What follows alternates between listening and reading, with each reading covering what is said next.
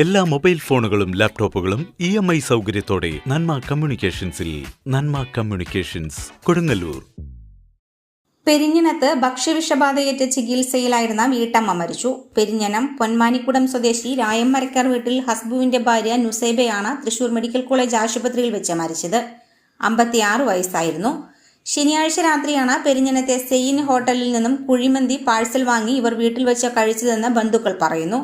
ഭക്ഷണം കഴിച്ച 4 പേർക്ക് ബുദ്ധിമുട്ടുകൾ അനുഭവപ്പെട്ടതിനെ തുടർന്ന് പെരിഞ്ഞനം സാമൂഹികാരോഗ്യ കേന്ദ്രത്തിൽ പ്രവേശിപ്പിച്ചു. തിങ്കളാഴ്ച സ്ഥിതി മോശമായതിനെ തുടർന്ന് നുസൈബയെ ഇരിങ്ങാലക്കുട ജനറൽ ആശുപത്രിയിലേക്കും വൈകിട്ട് തൃശൂർ മെഡിക്കൽ കോളേജ് ആശുപത്രിയിലേക്കും മാറ്റുകയായിരുന്നു. ചികിത്സയിലിരിക്കെ ഇന്ന് പുലർച്ചെ 3 മണിയോടെയാണ് മരിച്ചത്. സെയിൻ ഹോട്ടലിൽ നിന്ന് കുഴിമന്തി കഴിച്ച ഭക്ഷ്യവിഷബാധയേറ്റ 178 പേർ വിവിധ ആശുപത്രികളിൽ ചികിത്സയിലാണ്. സംഭവത്തെ തുടർന്ന് ആരോഗ്യവകുപ്പ് ഹോട്ടൽ അടച്ചുപൂട്ടിയിരുന്നു.